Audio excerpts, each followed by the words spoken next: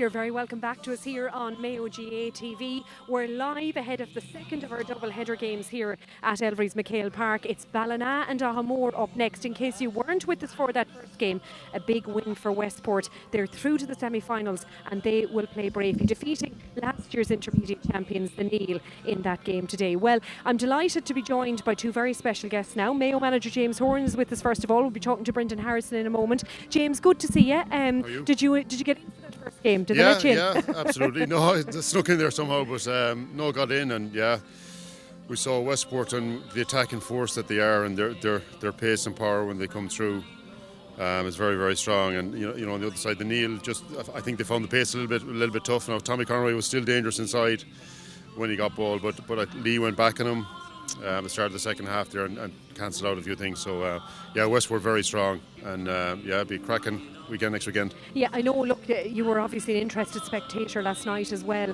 Two huge games. Like, to talk about that more result, that was a huge result for them. They were very impressive. Yeah, and we've watched quite a lot of Aghamore this year, and they're a very balanced team, very well managed by Ray, very organised, work for each other very, very hard. A lot of mobility. They're a young team, and did very, very strong. Kevin McLaughlin at centre half back, really pulling the strings, really, really good. And Aidan Norm and you know, Darren at centre half forward was very, very strong. So very good, fresh. They had a real energy about them, and yeah, deserved winners. And you know, very disappointing for Ballintober. You know, the way it finished with a couple of injuries and Alan Dillon coming off injured. Didn't want to see that after so much service for Ballintober, but a cracking game and really good win for Aghamore. And that second game, talking about injuries, I mean, Ballahadreen will feel if they could have held on to a few of their players between injuries and 2 yellow cards for Keane Hanley, they might have been in with a shout. But Bravey finished impressively, and they will be really looking forward to that tussle with Westport next week. Oh, absolutely, and they've met obviously already this year, and we're very strong. But yeah, Keane Hanley is probably the best I've seen him move in a long time in those first 12 or so minutes that he was on. And obviously the hand pass he gave in to Andy's first goal was a phenomenal play and was doing very well. And maybe harsh first yellow, and then the second one, you know, it definitely impacted the game. But you know, Bravey down half time and were down for quite a bit in that game, and they kept fighting. They're fighting very, very hard this year for every ball. Did very well, and then just, you know, the extra man started to count. A few things went Bravey's way, and they ran out really convincing winners. So great win for Bravey, and it sets up a cracking semi-final next weekend. We shouldn't probably be talking about semi-finals at this stage of the club championship. We definitely shouldn't. It would have been All-Ireland final Sunday in actual fact, and you would have hoped to have been maybe in a different venue than to Elverys MacHale Park today. It's been a strange few months, James, but has it, you know, in your position as inter-county manager, been good to see the clubs getting out? You're getting a great opportunity to see them consistently week in, week out. Yeah, look, absolutely, it's different, but you know, sometimes different is good, and it gives you a different perspective. And I think, you know, where we are with the pandemic and all the enhanced controls that are around the country, I think people are looking at things a little bit differently. So it's brilliant for start just to be out playing football, you know, whatever competition it's in or whatever guys. So to watch the club football and be able to see players play with, you know, their friends and their guys they grew up with, it's huge. And I think you're seeing a lot of the county guys really leading out some of the club sessions, and we've been round to a huge amount of them just to keep an eye on things and how it's going. And I think it's been good for the county players, and I think it's been very good for the clubs. So and ultimately that'll be good for the player, which will be good for us when we get back going. So I think it's gone very well, and you know, along with the county guys back, I think you've seen a lot of young players at club level this campaign really standing up. You know, we just had Westport there, and there's a number you could pick from there. You know, we talked about Aghamore last night, a lot of young players there. So there's a lot of exciting talent, and we just hope we get the chance to get them together later on this year and play a bit more football. Yeah, are you hopeful of that? I mean, look, all the indications are present that it's been handled very, very well. It has been, I think, by the club spectacularly well since it started back. So are you optimistic that we'll see that inter-county season? Yeah, very much so, and I think you're right. I think the clubs, and again, we've been around to a lot of games, and I think the effort some of the clubs are making, and people, you know, volunteers are putting in, it's absolutely huge, and it's brilliant. I've been convinced all along, to be honest. I suppose it's the way it had to be in one way that it will go ahead, and I think you're right. What John Horan and the GAA are saying, that it will definitely go ahead, and you know, September 14th we can start training again, and we're just preparing for that and looking forward to that. It is hard. Spectators can't get in. There's people watching us today on Mayo GAA TV, which I suppose are giving the people the opportunity to do that. They'd love to be here though. But it's what we have to do at the present time in order to get these games played and move on to an inter-county championship. Yeah, I agree. I still think it's harsh. There couldn't be a couple hundred more people in here, to be honest. And even with the controls and the risk assessments that will be done, I still think you could have a few more people in here. That'd be my personal opinion. But look, the controls are working. Things are in place for a reason. There's people a lot more qualified than us that are making those decisions. So we just have to go with it. And hopefully, as you say, there'll be no issues, and we can go on and see some more football at intercounty level and enjoy the chance to play football. Absolutely. Well, James, thank you so much for giving us the time here this afternoon on Mayo GAA TV. Mayo manager James Horan joining us. And another man that, well, he'll be an interested spectator today, but I think would have been hoping for this second game. He wasn't joining us this early in the day anyways, Brendan Harrison. Brendan, thanks for being with us. As we said, Aghamore lining out in a few minutes here, and I know you would have loved to have been a part of that today. Yeah, it's disappointing, I suppose. It's a few years since we got into a quarter-final. So picked up an injury there a few weeks back, so disappointing enough seeing the lads warming up there now. It's a lot more nerve-wracking being on the sideline than it is actually playing. So, but look, at just trying to give them as much support and things like that as we can, and just looking forward to getting stuck in. Yeah, I mean, look, it is, as we said about the other game, it's a quarter-final. Anything can happen at this stage. Ballina, a lot has been made about their performances so far this year, but Aghamore won't fear them. And as you said, there's experience within that squad as well, isn't there? Yeah, I suppose we've kind of come under the radar a lot this year. Nobody seems to be talking about us. Even though we came through, we got a good result in the first game. But it's going to be, we've a lot of mixture there this year between youth and experience, so it's definitely going to be fairly interesting today. But still, obviously, we'll be coming in confident. But this year it's been an interesting championship in that it's very even, it's very balanced this year. So, it's exciting. It's good to be back playing football, I suppose. Yeah, absolutely. As James was saying, it is good to see games. But how are you yourself? As you said, you picked up a bit of a niggle. Are you progressing okay on that? Yeah, progressing, I suppose. I'm a few weeks gone through rehab, just tipping away at rehab now, trying to get back on the field, trying to get bits and pieces done. But hopefully now in the next few weeks should be trying to get back out again. Absolutely. We mentioned there about people not being able to see these games, but I think the big overwhelming thing is communities, and I don't know if you got a chance to see the toughest during the week on RTE TV, but the clubs have done so well for their communities throughout this pandemic, be it in the early stages where people were rallying round their communities, people cocooning, to making sure everything was top class when we got back to playing football. So I think it has probably re-emphasised how important the club is in the community, hasn't it? Yeah, I know it is. You see it across everything with the GAA when there's tough times around communities and things like that. They always seem to rile together and get things going. As you said, on the toughest day, you have people going out for people cocooning and getting the shopping done for them, things like that. And look, it's a great outlet even for lads. If we hadn't football here now, we'd be all sat at home by ourselves. So even just to get out, see lads, people that are at home watching the games now, if this wasn't on telly today, you'd be by yourselves or whatever. So no, GAA is a great outlet, and I know there's a lot of pressure on them. Trying to get more numbers into the games and things like that, but I suppose at the end of the day, at least we're allowed back playing football, and I suppose safety comes first as well in that regard. To be back playing it, as you said, I think for mental health and everything, people have spoken an awful lot about this. It's so important. As players, I mean, what's it like when you were told you could actually go back? Because I'm sure, not to be able to be out there when you should have been at the height of the season was difficult. Yeah, I know. It was a long few months down the height of lockdown, when you were just so used to summertime and the weather was fine, everything. You're so used to being out playing with the lads. But then when you had to be out by yourself, running the roads or running the pitches by yourself and things like that. So just, as you said, for the mental health aspect of it, just to get out in the fresh air, meet people, just have the crack with them, it was massive, just get out of the house. Are you optimistic for that inter-county season, Brendan? Can you see it going ahead now? Yeah, look, as James said there's people a lot more qualified than us to make those sort of decisions. But I suppose if there's something there to be won, you'd be hoping it would go ahead, But look, if when it goes ahead, it'll be a different championship this year to what it has been before. But it'll be the same. Everyone will be in the same boat. So look, everyone's here. Everyone loves playing football. The people at home will be hoping the championship goes ahead. So if it goes ahead, we'll be ready for it anyways. And we saw Kevin Kane playing in the forwards there today. I believe you could have had a career as a forward. We know you're for defensive prowess. If it wasn't for Desi Campbell.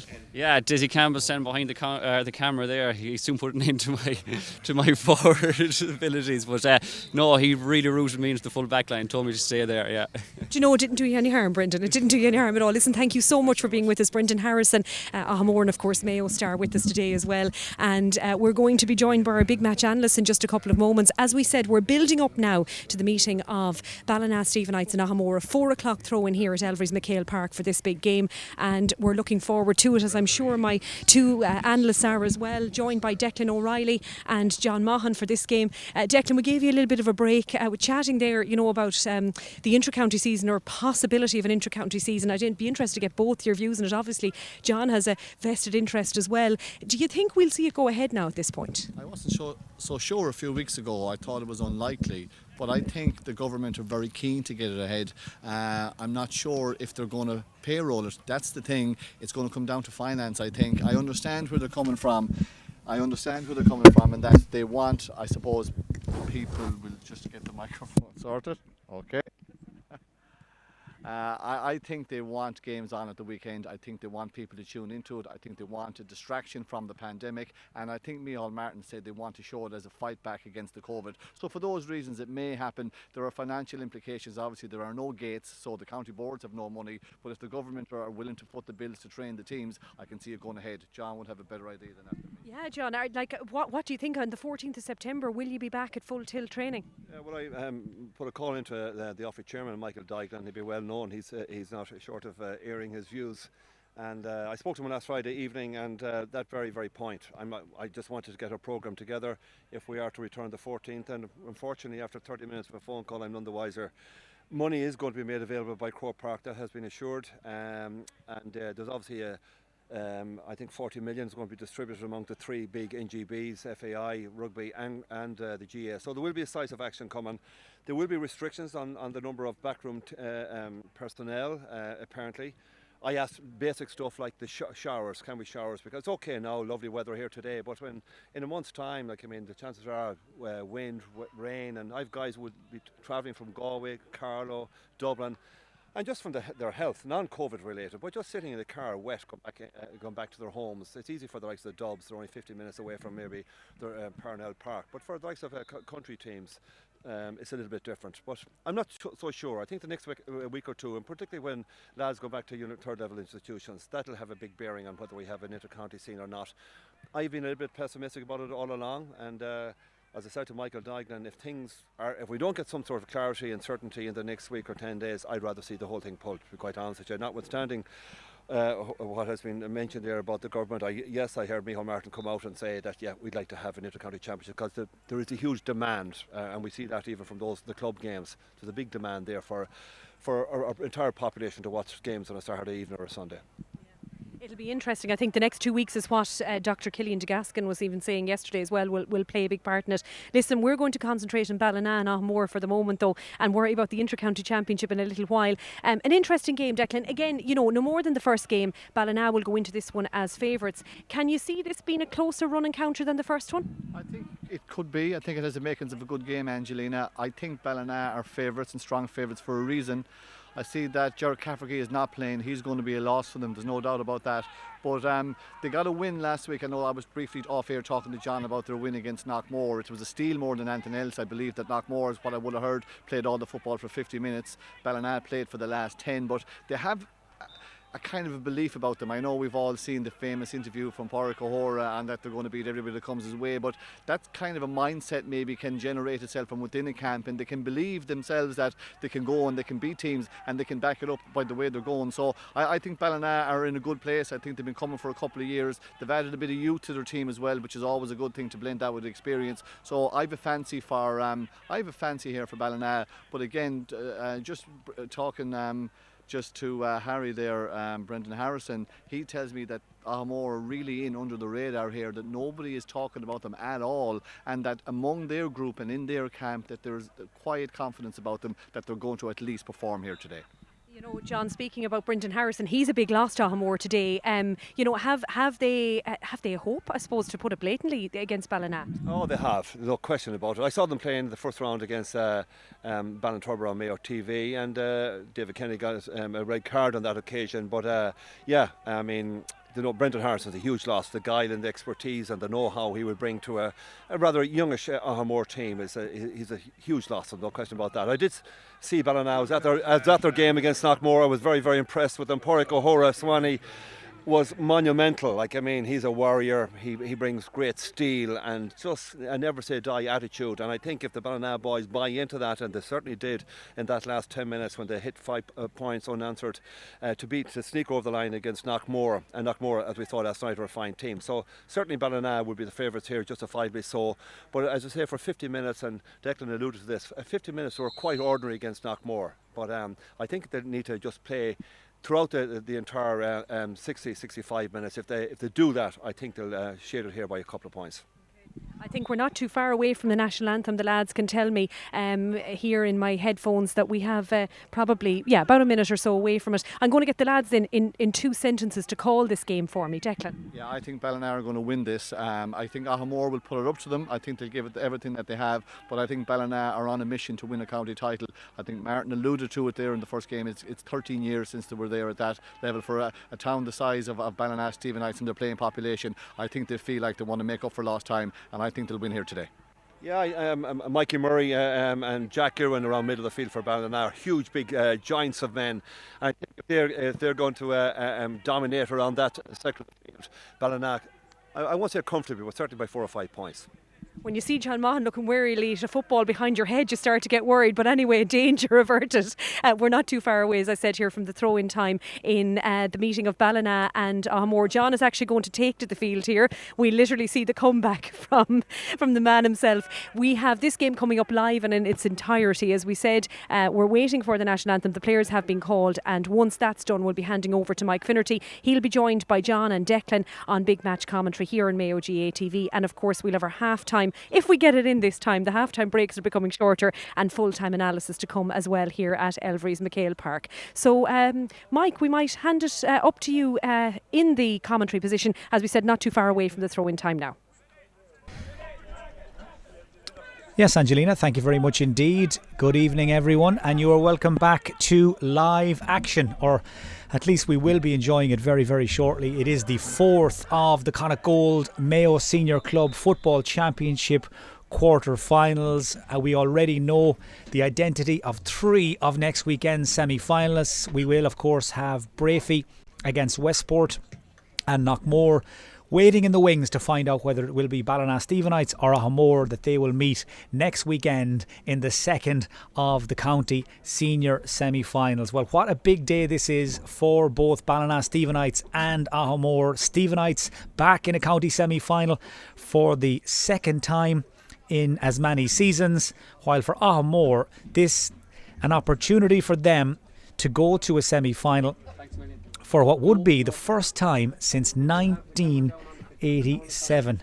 33 years since Aghamore last played in a county semi-final, and just in a, I suppose, a unique and strange piece of symmetry, the last time they did make it through to the last 4 of the senior championship, they played Ballina Stephenites in Charlestown, and the Stephenites ran out 7-point winners. But in more recent times, they have a history as well. They've met quite a lot in the championship over the last few years. In fact, they drew back in the 2019 competition, and we're reliably informed Aghamore won't fear the Stephenites this afternoon.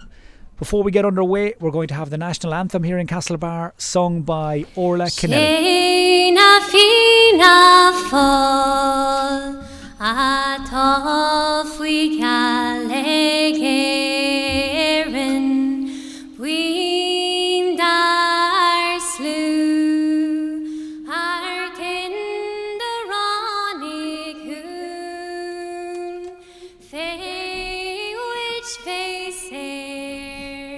Shan shire shin shir fasta ni og for fin shira no fin tro ano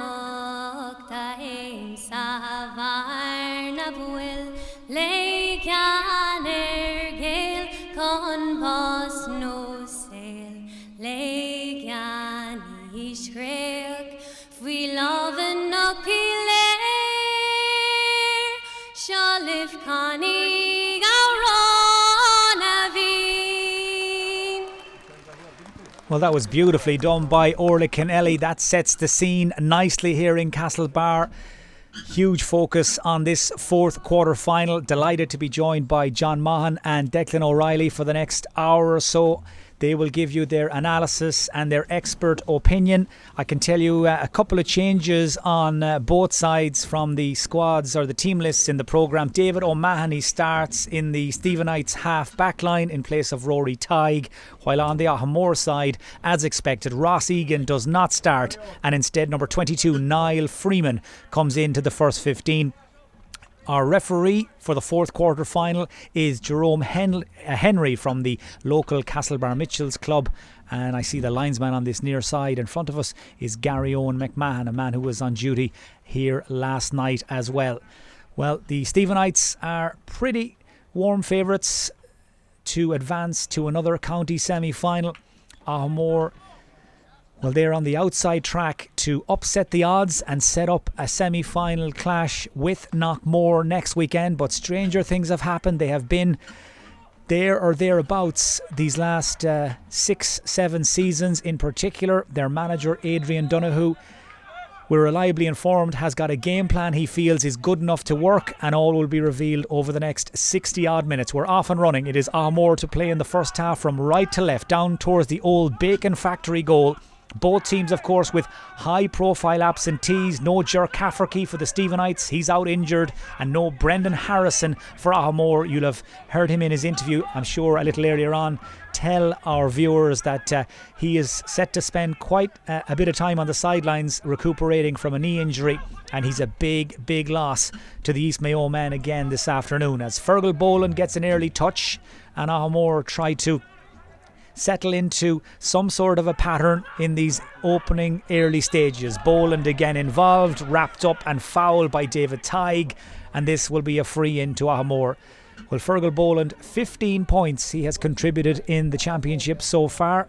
Had to step in and step up to the free-taking duties as well last weekend due to some injury problems, but this first free of the day is instead being taken by Egan. Well, Ross Egan, we were told beforehand, was not going to start, but obviously there's been a quick change of plan. Perhaps Aghamore keeping that particular card up their sleeve as Ross Egan steps up to the first free and sends it flying between the posts, and Aghamore lead by a point to no score. Well, his availability, John, his presence out there, big boost. Yeah, he's a good footballer. I've watched him right throughout the underage from 16 up. He's a very talented player, and nice easy strike from about 40 metres out straight in front of the goal. But an interesting and intriguing contest here this afternoon will be obviously Pádraig Ó Swanee picking up Fergal Boland. I'm looking forward to that clash. Yeah, that's certainly one of the matchups that everybody was anticipating before this game started. We'll just wait and see how it settles down as Conor McStay picks out Evan Reagan, and the Stephenites top scorer wins the mark, takes the kick quickly, looking for Sean Regan in around the back, but good goalkeeping by Adam Byrne, who came off his line quickly to break up that attack. Just another interesting subplot to this game. 8 of the Aghamore squad and 1 of the Stephenites all hurled together with Turin, the county champions. Sean Regan, the Stephenites number 12, a teammate of many of these Aghamore lads on the hurling field. So that is another little backstory that forms part and parcel of the rivalry, the recent rivalry at least, between these two fine clubs. There's Regan off his right, and Evan Regan picks up where he left off down in Crossmolina last weekend. He has been razor sharp all summer long, and he ties this game up in the 3rd minute. Yeah, and he looks like to be really on top of his game at the moment, playing really good football. He's the talisman for Ballina. He's the man, the go-to guy. He looks in great shape. I know he's doing nutrition work for the Mayo team. He's obviously following his own advice. He's playing really good football. A fine score from him that time. Well, I can tell you at the moment, Ballina Stephenites have actually sent Stephen Mullins with Fergal Boland. Boland is playing inside in the Aghamore full forward line, and Enda Gilvary and Robbie McLaughlin electing to give Stephen Mullins the job of picking him up as the Stephenites deliver the ball long into Simon Leonard. Plenty of options. Jack Irwin pops it forward to Conor McStay, and McStay has missed the target with his first shot at goal. That A glorious chance for the Stephenites to go in front for the first time, but unable to take it, and it remains level pegging. Yeah, he'll be disappointed with that now. That was a gilt-edged opportunity. He scored it, he should have got. He kicked it wide on the near side. Poor shot from him. Well, both these teams unbeaten so far in the championship. Nice and quietly, Aghamore came through their group, drawing away to Ballintubber, beating Davits and Moy Davits. The Stephenites, well, they attracted a lot more attention on their way to the last 8. Hammered Kiltane and Claremorris, then came from behind to beat Knockmore last weekend. But right now, with Ballintubber and the Mitchells out of the race, the Stephenites on most people's shortlists to be in the mix for the Moclair Cup. But this a potential banana skin for them, as O'Hora gets involved in the thick of it right from the get-go, and Jerome Henry felt he was being fouled, and the Stephenites will have a free away over on the stand side. Evan Reagan is the man with the ball in his hands. Darren Duffy, I see, and Conor Byrne as well have both dropped back into the Aghamore half of the field just to try and block things up. By the looks of things, Reagan is going to go for his own score anyway. It's another beautiful kick from Evan Reagan, and the Stephenites lead by 2-1. Well, John Maughan, the longer Evan Reagan keeps doing this, the more we'll all be asking the same question. Yeah. Is he going to come back into the Mayo panel? Well, certainly on the form he's displayed here in the opening minutes here, there's no doubt he can kick a score. Two wonderful strikes. That one in particular, the outside of the left foot, was a classic. Well worth seeing. Yeah, really good score, that one. Beautiful finish from Reagan, and he has eased the Stephenites out in front with his second point of the day. Darren Duffy, man who manages the Aghamore junior team as well as being a key man in their senior setup, plays a 1-2, takes the return, and here he is again, wearing 15, but more than likely he'll spend most of his time out around that middle third.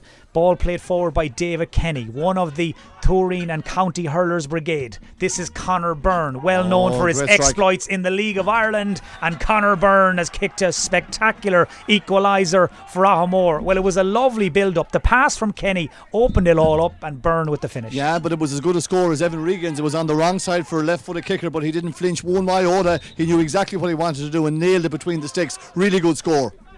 Good opening, actually. Good bright start to the game. Well, it's been a very, very entertaining first 6 minutes or thereabouts. Both teams going out to play football, and by the looks of it, both teams going out 15 on 15, man for man. Ball is in the hands here of Luke Doherty. He has Jack Irwin just moving into position to his right. Instead, Doherty decides to pirouette a little and uses Conor McStay. Standing to his left is Thomas Doherty. Aghamore have dropped 13 men back inside their own 45. That forces Ballina to go across the field. Thomas Doherty down the line looking for the run of Keith Tighe. He's got a defender for company, but there was a hand on his back, and Tighe has won a free for the Stephenites away over on that far side. But you can see, John, when Aghamore do go back into their defensive system, very compact, very well organised. It is, yeah. It's going to be very, very difficult. Very, very similar to Knockmore style, the way they played them last weekend. And it took a long while for Ballina to exploit the space. And I felt sorry for Evan Regan in that game last weekend. But lots of Aghamore boys behind the ball. Here's Shawnee Regan, dangerous ball, and Adam Byrne takes it down cleanly. Got up over Simon Leonard, good clean hands, and David Kenny, another of many players we've watched over the weekend who have been in the Mayo senior panel in recent times. Wasn't still there though just before the lockdown back in March, but a few good performances with Aghamore, and he could find himself back in James Horan's plans again. Ball played across by James Lyons. Kenny gets it forward to the wing back Keith Cassidy. Nobody at home in the Aghamore forward line. Ball kicked aimlessly right down the throat of David Mahoney, and here's Stephen Mullins, who decides to stretch his legs for the first time. Keith Tighe had it, lost it, and then he's clattered into by Enda Sweeney in the centre of the field. Free to Ballina. He wasn't holding back there, was he? Aghamore seems to be right up for this one. Thomas Doherty moving up from left corner back. Forward to Conor McStay. Aghamore will have known from watching tape that if you give the Stephenites time and space, they will run up a big score. They'll do big damage. We saw that against both Kiltane and Claremorris in the earlier rounds. They have a very talented forward line. Thomas Doherty from distance. Again, Adam Byrne is called into action. And again, Adam Byrne gets there above a couple of Ballina forwards. That's on a few times now. Ballina have tried to test out the Aghamore goalkeeper, and so far he's come up with all the answers. Yeah, he stood up really tall there too. He dealt with those two high balls in very, very well. Conor Kilkenny solos into the open space over in front of the empty stand here in Castlebar. Chasing after him is Jack Irwin. Does just enough to halt his progress.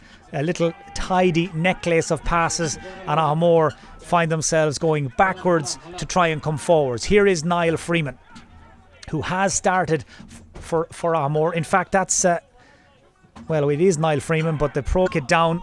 Break gobbled up by David Tighe. This is Luke Doherty. Conor McStay just gets out of his road. Doherty gives it back to Shawnee Reagan. Reagan with a little hop, skip and a jump, and he has missed by quite a considerable distance. That was a good chance for the Stephenites to go back in front. And as we said earlier, Declan, conditions are really, really good, and you'd expect Reagan to score. You would, and that's one of those shots that comes off. It looks like a lovely score. If you miscue it or you get it a centimetre or two wrong on the laces, it goes badly wide. And unfortunately for him, it was the latter that happened, and it was a fluff chance. That's a couple of poor wides for Ballina so far. Short kick out from Adam Byrne to David Kenny, forward to Enda Sweeney again, who's getting on plenty of ball in these early stages. That's James Lyons, his father Jimmy, of course, legendary figure in Aghamore GAA club, also played with Mayo with distinction for years and years, as Boland ends up with the ball in his hands over on the far side, and Aghamore will just consider their options here. They have plenty of options when it comes to place kickers. Egan, Duffy, Boland and this man Conor Byrne. And given Byrne's abilities with his left foot, he's been asked to come across and take a look at it. Yeah, it's a difficult free, but he must fancy it. He went over, he put the hand up, he wants to be the man to take it. So he scored once already, Conor Byrne. David Clark has brought David O'Mahony back onto the line. Byrne kicking out of his hands, just trying to bring it in, and he does. That's a terrific kick from Conor Byrne. 2 for him, 3 for Aghamore. Yeah, it was a bomb out on the touchline. I have to say, struck with great confidence, and he was going for it. He was, and straight away he wanted to be the man to take that, and he was able to back up the actions with a superb kick and a great point. Aghamore in the lead by 1. Good kick out from Clark, picks out the number 3, who would normally, of course, be Ger Cafferty, but he is watching from the wings this afternoon. That was Chris Hunt, who does bear a slight resemblance to one Ger Cafferty in a certain light, as across comes Thomas Doherty, gives it forward to Mikey Murray, that distinctive stride, then plays it forward to Keith Tighe, the centre forward. Evan Regan makes a break from the edge of the square. Conor McStay goes one way. Regan instead turns into heavy traffic. 4 or 5 Aghamore defenders got in around him. Ball runs free, and Enda Sweeney will move it on to Darren Duffy. There's a glimpse again of that Aghamore defensive system working to perfection. Regan, he's the man they know they need to snuff out, the man they need to shut down, as Aghamore work the ball through the hands over to the right wing. Darren Duffy switches the play. Not quite sure if that was the pass he was looking for, but it works out. David Kenny gets on it. Now O'Hora is close to Boland, all right. Boland gets there just in front of his Mayo teammate. Thought about the pass, instead takes it on again. O'Hora with the block. Falls to Ross Egan. Egan goes to ground, but perhaps a little too spectacularly. Loose ball picked up by Conor Byrne, and Byrne denied another point by the width of the post. That was so close to extending the Aghamore lead. Byrne looks like a shoot on sight merchant, doesn't he? Every time he gets the ball, looks to score. That was a difficult chance, but he kicked it well, just came off the post, hit the inside. Thought it was going to drop over, but came out to Ballina. Good bit of intensity in this game so far. You can just sense now the pace, and as Declan said, the intensity of this game. Very similar again to last weekend. Ballina were very slow out of the blocks, and they won't be happy. They're going here as huge favourites to win this game, but certainly that opening 15 or that opening quarter, they'd be disappointed. Typically, Aghamore, as one would have anticipated, they've obviously are very much aware of the Evan Reagan threat, and they're getting lots of bodies surrounding him, and it's going to be difficult for Ballina. They've just got to be patient. They need the likes of Mikey Murray and Jack Irwin coming on off the shoulder maybe and striking from distance. That's how they won the game against Knockmore. Pádraig O'Hora came up and landed a scud in that last couple of minutes, and that's what they need to do. Just get players coming off the shoulder and just a little bit more, a bit of patience. I think you'd agree there, Decky. Yeah, I think so, and I think Aghamore set out their stall, as you called it earlier on, John. It's very simple to see. Well, essentially what they've done is they've parked the bus. They're bringing the lads back. They're creating an awful lot of, I suppose, limiting the space for Ballina inside, and then they break it on attack. However, Ballina have created some good scoring opportunities, and I think they've fluffed their lines a bit. So in a game of tight margins like that, they'll be expected to pop those ones over. They haven't actually done that at the moment. It's early days. It's cagey enough. I like the little bit of I suppose tension that's in it, and there's a bit of bite to it, and I think this game will pick up yet, but we're only in the very early initial stages.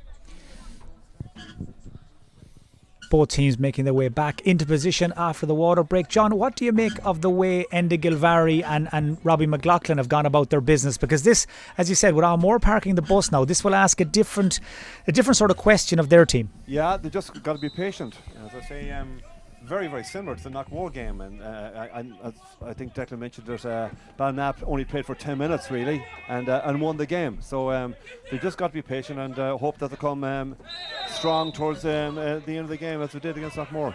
So we're off and running again. Just watching the matchups in the Ballina defence, it would look like Pádraig O'Hora has now alright been paired off with Fergal Boland at this stage of the game as Ballina go on the attack down at the other end. Conor McStay just used his teammate there as a decoy. That was Simon Leonard. Keith Tighe gets it back to Mikey Murray, and Mikey Murray onto his left and over the bar, and the Stephenites lead again. Well, it's the touch of quality, the touch of class from the county man, Mikey Murray. Yeah, and I know that John has talked about the midfield in Ballina. They're two big giants and men, rangy footballers. But I've seen Murray a few times over the years playing club football, and on his day he can match it with anybody because he's got a really good skill set as well. Another poor kick out here from Aghamore. Evan Reagan looking to get it through to Conor McStay. Manages to lose the defender there. That was the cornerback, Justin Kelly.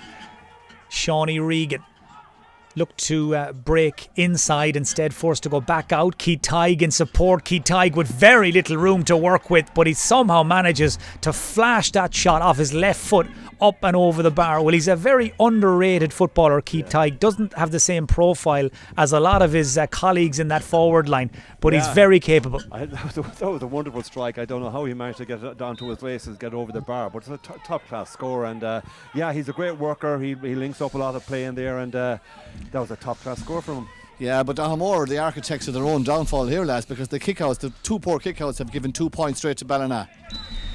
So as you'll have noticed, some technical issues mean we've lost our clock in the top left corner of your screen, but I can tell you 20 minutes gone here in the first half, and a couple of points from Mikey Murray and Keith Tighe since that first water break means that the Stephenites, the pre-match favourites, are out in front. Here's Evan Reagan again, and once more he is causing problems for Aghamore, and this time they're unable to stand him up. They're unable to get the job done legally, and they've given away the free. Aghamore don't agree with that decision, but I think Jerome called that one right, because the third man was in for the Aghamore.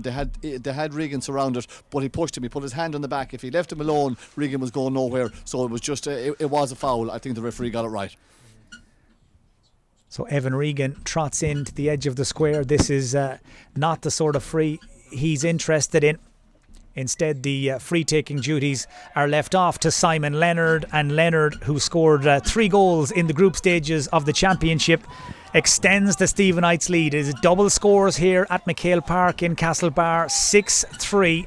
And all of a sudden, John Maughan, that scoreline looking a lot healthier from a Ballina perspective. In the space of a couple of moments, but they just begin to find a few gaps, and they're looking to move the ball a lot faster and a lot quicker, and just Aghamore are not retreating with the same number, so there is a little bit of space begin to open up for Evan Reagan, and he's the big threat in there. And Conor McStay is getting on a lot of ball there, and he's all the time looking for the inside, a little pop ball inside, and they're getting a bit of success out of that last.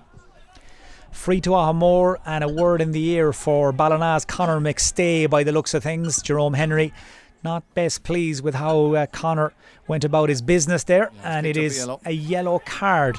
Speaking of which, just looking back at the tape of the earlier quarter final here, there was a little bit of confusion about why Westport's Killian Kilkelly was booked during the second half. Turned out that after scoring for Westport, he may have made off with the Neil goalkeeper's tee and spotted by the referee.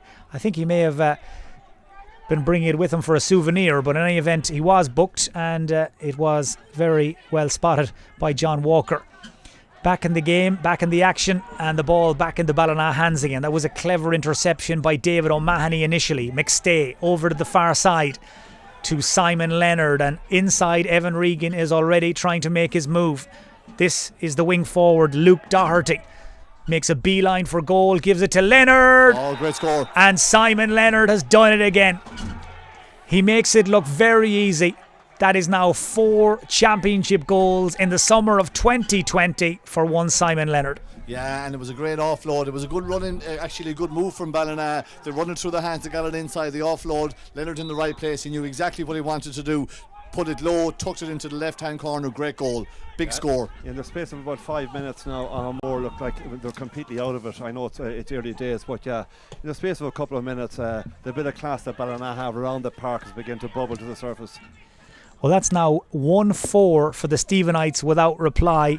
It's 12 minutes, give or take, since Aghamore last scored, and the Stephenites setting up camp down at that end of the field as the ball is worked to Evan Reagan, and Reagan does what he does best. Ballina Stephenites now beginning to up the ante, and Aghamore coming under more and more pressure. They're all contributing. It's not just down to Evan Reagan. Conor McStay is getting involved in the game. You have Simon Leonard, Keith Tighe, Luke Doherty, and the boys around the middle of the field. They're all working really, really hard. And they're working well as a unit, John, aren't they? They're working well together now. Some really good football. And again, I know some people don't like to hear about it, but this spurt has come since the water break. Sometimes it gives you a chance to regroup, to reset. I'm sure the manager must have had a word, said, look lads, we said we do better than this, and they had to execute maybe some things that they weren't happy with in the first quarter, but they've really kicked on, and there's a seismic gap between the two teams at the moment. Yeah, it's going to be a real test of character now to see how Aghamore, they've got to throw off the shackles, come out and play, move a few players up front and have a right go. Yeah, because obviously their plan of parking the bus, as we called it earlier on, hasn't worked, so they're going to have to be more adventurous and go and play. Man who was down injured there being attended to was Niall Freeman. As we touched on earlier, he's listed as number 22 in the programme. He's wearing 25. Robert Lyons wearing 19. Pops that ball back to David Kenny, and now Fergal Boland, who hasn't had the sort of influence on this first half that he would have liked. Boland takes the pass here in his stride from the midfielder James Lyons. Shot from Boland, blocked by O'Hora. Second time, as you said, that O'Hora has got tight on Boland, blocked down his effort, and another psychological victory for the Stephenites captain. This is Mikey Murray. Man sprinting down that left-hand side is Shawnee Regan. Trying to hold him up is Conor Kilkenny. Regan takes a touch, takes his time, and is content to go back to Conor McStay. Loose man is David Tighe. Jack Irwin makes a break. Tighe backs himself, and Ballina's confidence sky high as Tighe's shot flies just out to the left and wide, but they have established a 7-point lead and they look very comfortable. Yeah, just to want to come back to and remark on that block there by Park O'Hora Swanee, like it was the second time that Fergal Boland tried to shake him off and have a shot, and he anticipated it both times, and they are energy sappers out of the kicker. They will knock the stuffing out of you. A really big play from O'Hora. Absolutely, particularly when you see your main player, Fergal Boland is arguably Aghamore's best. You see him struggling to get a shot away on Swanee. Yeah, it just mightn't be your day. Here, Murray very comfortable on the ball. As they say, where would he leave it? As we said, son of Jimmy, Jarlath's Aghamore and Mayo legend back in the day, and UCG rather, as John Mahan is reminding me here. It's NUI Galway now, I think, John. UCD. That was before my time. Stephen Mullins coming up this right wing. Ballina stretching Aghamore as wide and as far as they can. David Tighe back as far as Mikey Murray. Now it's Aghamore's turn to try and set up their defence and get organised. Murray Couple of players just cleared out of his way there. That allows Murray to get his head up and get a shot in, but it was half blocked down, and that just took the sting out of it, and David Kenny can move it clear. Now Enda Sweeney heading for open country away over on that far side. We're in the 28th minute of the first half, 16 minutes since Aghamore last scored. Darren Duffy down the line to Ross Egan.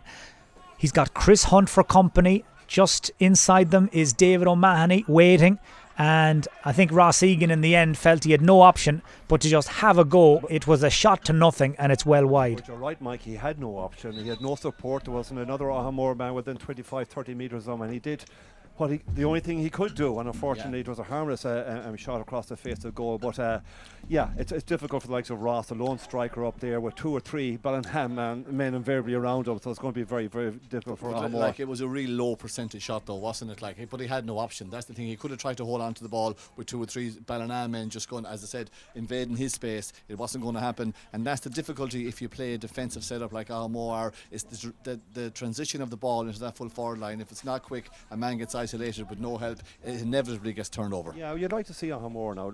At this juncture, they've nothing to lose. Let's come out and be a little bit more adventurous, and let's go a bit more orthodox and have a go and try and see how we get out of it, because right now they don't look like they've a chance of winning the game unless they change something. Absolutely, and you don't progress by losing by 2 points or 10 points. It makes no difference. Brief stoppage there. Enda Sweeney was the player who was injured. Clark's kick out breaks to Pádraig O'Hora, and Ballina Stephenites are on the move again. O'Hora waited for the arrival of Sean Reagan. Reagan cutting through, off balance, and just away to the right and wide. I mentioned earlier he's a hurler with Thureen. He's also hurled with Mayo, but of course part and parcel of James Horne's Mayo senior football squad as well, when the National League came to an early conclusion back in March. But that's a few chances he's missed, as Adam Byrne once again runs into problems with his short kick out. Reagan to Murray, and Mikey Murray takes the score on the run, and once again Aghamore architects of their own downfall. Yeah, that's 3 you can chalk down straight away from Aghamore, from handing the ball to Ballina, from poor kick-outs. Again, you have to be willing to take a chance. If you're going to continue to go long, you're just going to make trouble for yourself. They have to go long is what I'm trying to say. If you continue to go short, you're going to end up in bother. And it was very clear there, and Ballina had 2 chances to win that ball, never mind one, and it was the simplest of simplest scores for Murray. Yeah, they're obviously very conscious of the 2 big boys, Jack Irwin and Mikey Murray, in the middle of the field, so they're doing everything to keep the ball away from them. That's why he's forced to go short, but they've got to change that. They have to. So we're into stoppage time at the end of the first half. We've just heard we'll have at least 3 minutes of additional time. I make that now 1 goal and 6 points unanswered from the Stephenites, and we're now hitting towards 20 minutes since Aghamore last scored. And John, when you consider how well they started and they were in front after 10-12 minutes of this game, it's just gone it's gone from bad to worse. It's gone a little bit pear-shaped for them, and Ballina under a little bit of pressure in that opening 50 minutes, that opening quarter. But as Declan mentioned there, the water break certainly has energised Ballina. It's something similar happened to them last weekend. They came out reinvigorated, but certainly they've soaked up all the pressure from Aghamore. Their game plan is not the Aghamore game plan is not going to work. There's holes and gaps been getting to open up in the Aghamore defence, and unfortunately their keeper is unfortunately going short, and they've been intercepted. So yeah, you'd like to see them change it up a bit, Mike. Well, that's a point from Fergal Boland, and that is their first score in just shy of 20 minutes in this first half. By the way, the Stephenites have had to replace Pádraig O'Hora. It looks like a blood substitution. When you play the game the way Pádraig O'Hora does, it's no major surprise to hear he's picked up a knock. He's going to need a bit of attention, and the man who's come in to replace him for the moment is Rory Tighe, number 21. Here's Jack Irwin, son of the former Mayo goalkeeper Gabriel Irwin, all-star winner back in 1989, former teammate of one John Mahan. That's Jack Irwin heading towards the end line, and I think the umpire, quick change of mind there, initially flagged the 45, then flags it wide, and I think Jerome Henry happy enough to concur with his second decision. But hard to believe, John, after all these years, we're watching two of Gabriel Irwin's sons tug out with the Stephenites in a senior championship. Yeah, I'm sure he's very, very proud. Jack in particular, I've watched him as well over the last number of years. He's a giant. He's a giant of a man. But yeah, he'd been a little bit unfortunate, or I suppose disappointed with the finish there. But he took a bit of punishment on the way, and the energy levels just wasn't there to get it over the bar at the end. Evan Reagan out in front, and Evan Reagan over the bar. Well, he makes it look very, very simple, and we've said it a few times on Mayo GAA TV over the last month. He is no longer part of the Mayo senior panel. He hung up those boots last year and became the team nutritionist, but he is very much in the habit of catching the eye, not just of us, but of James Horan in the last few weeks. I was up last Monday in Offaly watching Road, and Niall McNamee in particular was back from injury for 4 or 5 months, playing at 35 years of age. And Evan Reagan reminds me a lot of him. He's just that instinct, gets the ball. He doesn't even have to look where the goalposts are and swings that left peg, a sweet leg left peg. But he's playing with great confidence. He's obviously maybe a bit of pressure off him. I don't know, does the Mayo scene bring pressure on certain players, but certainly he's playing wonderful football. Well, we're now into the 4th minute of stoppage time at the end of this first half. Jerome Henry, our referee, happy enough to let things continue. And it is all about the Stephenites right now. They lead by 8 points. Remember, assuming they come through here, it will be an all North Mayo County semi-final next weekend. Knockmore playing the winners of this 4th quarter final. Darren Duffy, ball just fell in his direction, fell kindly, and he was in the right place at the right time to snap it up and hammer it high and over the bar. First score of the day for Darren Duffy. Oh, a sweet strike. And we're just chatting here to Martin Carney off air, and I think Darren is obviously son of Porrick, who played, I actually played with him in a UCG a long number of years ago. But that was an absolute top-class strike outside the right foot. Great score from about 40 metres. Well, he's been knocking around the Aghamore first team since he was a teenager, Darren Duffy. And that first score from him was worth waiting for. It's a 7-point game, as again the Stephenites just throw that ball around, trying to work it to the player in the best position. Thomas Doherty it is who lamps it across the face of goal. Simon Leonard was in after it. Instead, it's fallen to an Aghamore man, and Darren Duffy will release it outside to Justin Kelly. Kelly gets his head up and drives it down towards Ross Egan. And Ross Egan there, not surprisingly, had his hands out as much as to say, what exactly did you expect me to do there, as that ball was intercepted by the Stephenites, and just as quickly they have given it away again down at the other end of the field. But it's one thing, I suppose, to try and go direct, John, and try and change it up a little, but a pass like that was never going to work. Ballina have the luxury of having not one, not two, but occasionally 3 sweepers back there. Unless that ball out of defence from the Aghamore defence is inch perfect, it's going to be picked up and gobbled up by a hungry-looking Ballina team. Well, we'd quite a sizable chunk of stoppage time at the end of that first half, but Jerome Henry has blown the half-time whistle. And after a bright start from Aghamore, when they led by 3 points to 2 after 12 minutes, gradually the Stephenites have taken control, and a goal from Simon Leonard in the 23rd minute. Well, that's been the score that has really turned this game in a completely different direction so far. At half-time, it is the Stephenites in control. They lead Aghamore 1-9 to 5 points.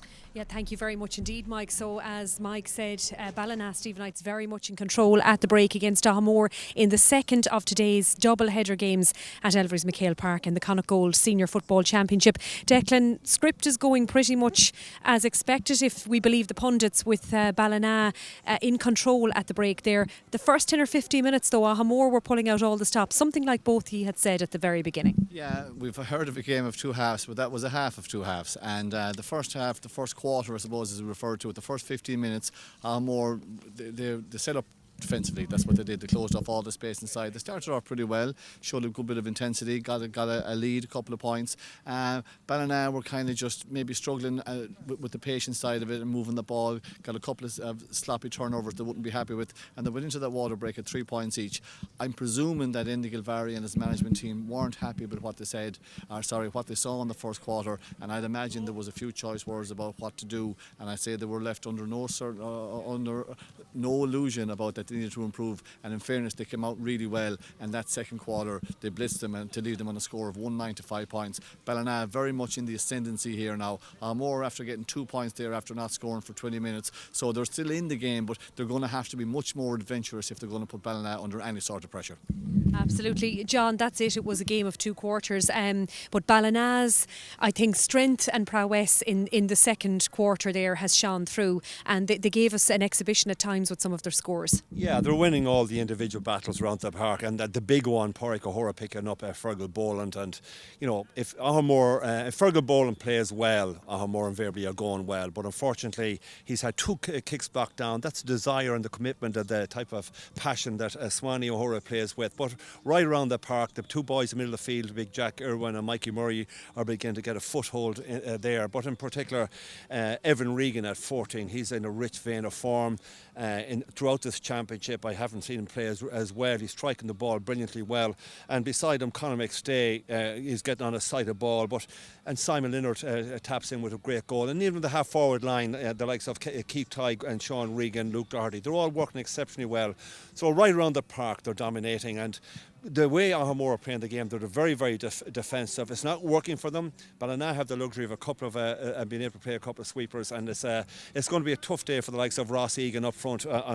Appears to be a lot of the time playing in the inside line on his own. So at this point, juncture, you would have to feel it's going to be a comfortable one for Ballina. What they need to do now is keep their concentration levels, but you just hope to make a real contest of it that Aghamore will come out, be a little bit more adventurous, push a few more of their players up in their half-forward line and just go and have a goal. Like, there's no point in coming out here losing a championship quarter-final by 7 or 8 or 9 points and going home feeling sorry, we should have changed it around, we should have been a little bit more adventurous.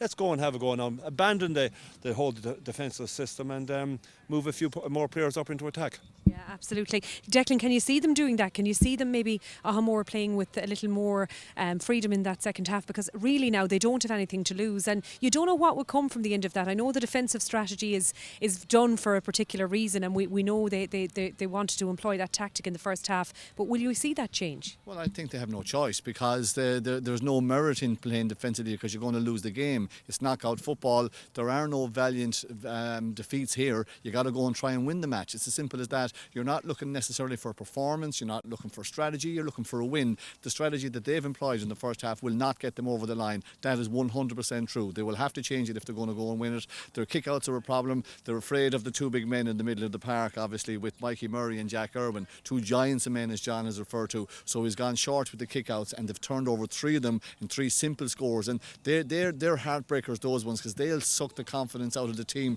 further out the pitch. And again, I have to mention the 2 blocks from Pádraig Ó Hora and Fergal Boland. Those type of plays are immense.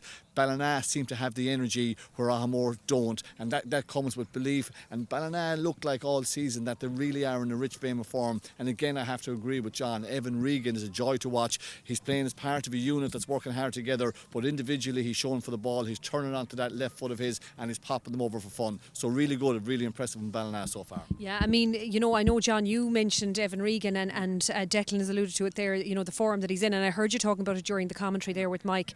I mean, he's in some form. You'd imagine that if it's for him a call up, if it's his choice, a call up isn't too far away. Well, if he certainly wants it, I mean, I've seen a lot of football in Mayo throughout the championship, and there's no one playing as well as he right now. He's playing brilliantly well, and you know, the break from the intercounty scene might have done exceptionally, might have done good. If we are to have an intercounty scene and Evan Reagan would want to be a part of it, I see no reason why he wouldn't get a recall, because I have to say I've watched him in 3 games and he's been absolutely superb in all of them, and he's playing with great confidence. I see no reason why. Yeah, I mean, look, if it goes to, and I think we'll be getting back to it shortly, but if it goes the way we expect it to here in the second half and Ballina win through, a very, very interesting semi-final in prospect, and we'll talk more about it at the final whistle because it is a bit presumptuous at this stage, but there's a very interesting semi-final ahead if Ballina win this one. Potentially a titanic battle, but let's not do Aghamore a disservice and write them off just yet. I think we have to be fair to them. They're going to have to change them around. The scoreline as we see it up here is 1-9 to 5 points. They have a huge half ahead. I'm presuming Newman, their management team, and their leaders in that group will have talked about the importance of the 10 minutes coming up right now, because if they lose that 10 minutes, they're going to find themselves purely detached from this game, and it could end up being a rout. So whatever they have in the tank, whatever they're going to give, we're going to see it in the next 10. Absolutely. John and Declan will be back up with Mike in just a couple of moments. So the second half is about to resume. Let's rejoin Mike Finnerty in the commentary position. Oh yeah. OK, we can go back upstairs, I think, to Mike. Getting an update on the County Senior B hurling final from Ciara Buckley there. So just shows all the focus is on MacHale Park, but matches taking place all around the county. And just in case you were wondering, it went to extra time and penalties before Westport came out on top. So congratulations to Westport, County Senior B hurling champions. So what a great weekend it's been for Westport GAA club. Success for the footballers in the third of our quarter-finals here in Castlebar, and success for the hurlers over Mitchells as Jerome Henry gets us up and running again. Martin Carney, by the way, just clocking the half-time break for us. 6 minutes and 27 seconds the two teams were off the field before Jerome Henry went looking for them. That'll show you how times have changed in this COVID-19 era, with no dressing rooms, no long breaks. Declan O'Reilly, would you have managed to get your message across in 6 minutes and 27 seconds? It depended on the circumstances of the game, Mike. Sometimes some games took longer than others, depending where we found ourselves, but normally short and to the point does the trick. John Mahan, you'd only be clearing your throat at that stage. John likes to talk, I think we all know that.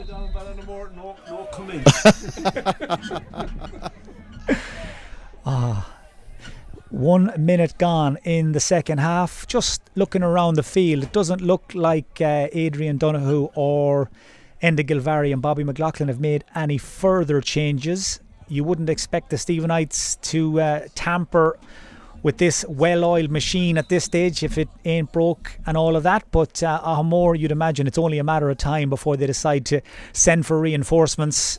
No Brendan Harrison, of course, he's currently sidelined, and I know Alan Freeman is watching in today from foreign shores as well. What an asset he would be for Aghamore if he was part and parcel of their squad. I'm just looking over on the far side, actually. Aghamore have made a change at half time. That's another feature of the COVID-19 championship. Players can tend to slip in and out unnoticed, but it's number 21, Kieran Harrison, who's come into the Aghamore team. And here down in front of us, 18, James McNeve is also after joining the action. As this ball delivered in by Aghamore is about to be returned just as quickly. That was Jack Irwin to Mikey Murray and all the way across to the far side to Thomas Doherty. Luke Doherty. Now Keith Tighe again. Kicked a couple of nice points in the first half. He's looking for Reagan. Evan Reagan has done really well to get there in front of his man. Nice touch by Leonard. Back to McStay. Oh, that was beautifully done by the Stephenites. It was all about close control, good first touch, and Conor McStay at long last gets the point he's been looking for. Yeah, but Reagan again, it was all about him. That time he showed great strength. Like, I know we've talked about his kicking and his accuracy in front of goal, but that time it was simply a one-on-one with him and the full-back. He held his ground, he won the ball. It looked like he was going to get fouled. He turned, he offloaded, gave a simple ball back to McStay, who popped it over the bar.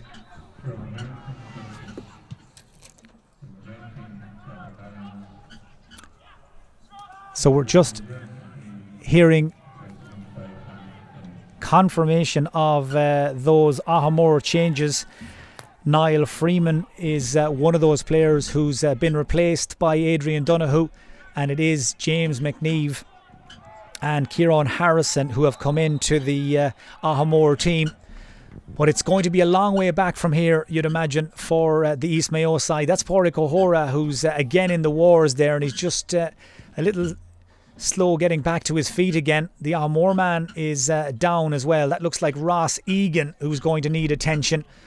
You get the impression that Pádraig O'Hora tries, and that if there isn't a bit of that, he doesn't come out with a few bruises and a few thumps, he's not happy. He's that type of player. He's a warrior like. Yeah, your type of man, John. I wonder does he have any awful lineage.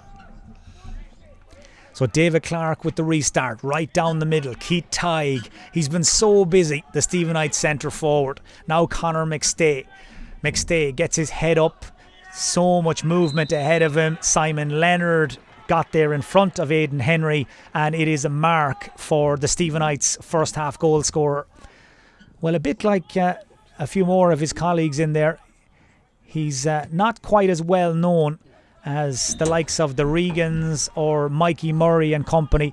But Simon Leonard is making us all sit up and take notice again, Declan, this season. That's another good score. Yeah, really good score that time. And I know John has already mentioned it, but they're playing really well as a forward unit. And one thing that slightly surprises me about Ballina is that back in 15, 16 and 17, when I would have come across them with the Mitchells, it's essentially the same team. The same names keep coming up with Evan Reagan and Simon Leonard and Sean Regan and Keith Tighe. I would have done a lot of analysis on that Ballina team going back over the years, and the same names are there, but they seem to have got their act together, and whatever the management team have done with them is certainly working. First 5 minutes of the second half have flown by. Stephenites have tagged on a couple of points just to drive home their advantage as Jack Irwin flicks it outside to Stephen Mullins. Already there are players moving into position to his left and his right. Decides to use the wing forward Luke Doherty, and he is stopped in his tracks by Darren Duffy. And I think that challenge more born out of frustration than anything else. They were the second lowest scoring team in the group stages of the Senior Championship. Aghamore, only the Neil had registered fewer scores. That's in terms of the teams that qualified for the quarter-finals. And scores a major issue for Aghamore again so far. Their body language would worry you at the moment, the way they're carrying themselves on the pitch. It looks like whatever bit of belief they had seems to be ebbing away from them. Evan Regan's body language, in contrast, couldn't be better. And from the minute he kicked that, the reaction of the Stephenites subs behind him told you all you needed to know. He's moving like a man, playing with supreme confidence, and he's now kicked the Stephenites into a 10 points lead. And it's getting extremely ominous for Aghamore now. As Declan alluded to there, their body language is a concern, and their level of performance way off where it needs to be as Kieran Harrison carries the ball forward. He's got support outside from James Lyons. You can see Fergal Boland trying to get involved, but Pádraig O'Hora now is really shadowing him into submission, and once more an Aghamore move breaks down. So many players back there for the Stephenites to lend a hand, to make themselves available, and it's carried clear by the cornerback Thomas Doherty. Here's the other cornerback, Stephen Mullins. Everybody wanting to get involved. Sean Regan makes a run into the corner. Instead, Conor McStay comes out the field and will pop it into the space in front of Evan Regan. Regan looking for the run of Luke Doherty, but that was a little over ambitious, and in any event Aghamore have given the ball away, and the Stephenites will get a chance to do it all over again. Mullins back to Doherty. Aghamore dropping off deeper and deeper. So little pressure on the Stephenites as they advance inside the scoring zone. Simon Leonard puts this one up into the air. Underneath it is Luke Doherty. He has time to get it, drop it, gather it again, and Shawnee Regan cuts through to take the score. Yeah, I mean, Ballina are playing with great energy. I suppose it's easy and to do so when you're 10 or 11 points ahead, and yeah, they're just taking shots from all around the park and everything is falling into their hands. And by contrast, Aghamore turn the ball over when they're just sucking for air right now, and yeah, it's going to be a tough whatever 20 minutes left, I think thereabouts, but it's going to be tough for Aghamore. Here's Fergal Boland, who has been on the fringes of this game since the very start. Conor Byrne works it back to the number 11, that's Michael McNeeve. James Lyons manages to pick out a really clever pass to the onrushing Conor Byrne, the fullback, but just as quickly as he had it, ball popped out of his arms again, and the Stephenites unable to get it away cleanly. But that pretty much sums up Aghamore's day so far. Yeah, look, they're not playing well. They're much better than they're showing here this afternoon. But I'm hugely impressed with Ballina's work rate. I mean, there's a great intensity. They're not taking the foot off the pedal. And again, Pádraig O'Hora there, I think he has put the frighteners on those around him. His own teammates are referring to it, because nobody is slacking off here on the Ballina side, and they're full value for where they are right now, and looking very, very accomplished. That's Darren Duffy from a very tight angle, and in any event, Jerome Henry is going to bring it back for a free in to Aghamore, and a chance perhaps for Ross Egan to get that scoreboard moving again. Ross Egan, who lined out with Mayo in an All-Ireland under-20 final a few years ago against Kildare. Very accomplished underage footballer with Aghamore as well. But from open play today, he has had to live on scraps really, as Ross Egan converts the free, leaves it 113 to 6 points. And you start to wonder, I suppose, John, at this stage, in terms of the next 20 minutes, what either of these teams are going to learn about themselves. What are we looking for? Well, unfortunately, as Declan alluded to there, the heads are beginning to drop in Aghamore. They now realise they're not going to win the game. So it's all a question about pride and not, trying to just hang in there right to the very end, and realise that all the work they've done during COVID and what have you, that they just don't fritter it away by dropping the heads, and they just got to keep playing. But Ballina, on the other hand, will be looking forward to, at this stage, thinking about maybe a Knockmore, a big semi-final, and just making sure that every one of them works their socks off. Aghamore have just made another change, by the way. Number 20, Sean O'Taig, is in to try and help get them back into this game in one way or another, as the ball is drilled long into Enda Sweeney, who's moved closer to the Ballina goal. This is Darren Duffy trying to make a beeline for the crossbar. Still going. Duffy's shot. Just somebody got a hand to it to take the power and the pace out of it. And in the end, it was easy for the Stephenites to clean it up and to move it away from danger. Keith Tighe. Man still full of running is Luke Doherty. Looks fresh as a daisy as he drives forward into the Aghamore half. Plays a 1-2 with Sean Reagan, and that's an excellent bit of defending from, I think it was David Kenny. Yeah, what really was, and we talked about O'Hora's blocks in the first half, and we have to mention that one in the same vein. Really good play, but a man that has really impressed me is Luke Doherty. He's a real athletic looking player, isn't he? He covers ground really seamlessly. He can gets up and down the pitch. He's a magic pair of hands on him. He's great awareness. He fits into this Ballina forward line really, really well, because I know that Kieran Tracy, who's on the county team, is a sub on this Ballina team, not getting a look in. Well, I must give credit where it's due. It was actually Conor Hunt who burst a gut to get back there and get that block in on the Stephenites shooter and divert the ball away for a 45. Certainly Conor Hunt is not throwing in the towel just yet. 12 minutes into the second half. I suppose the easiest thing in the world there would be to give up the ghost. Evan Regan steps up to the 45.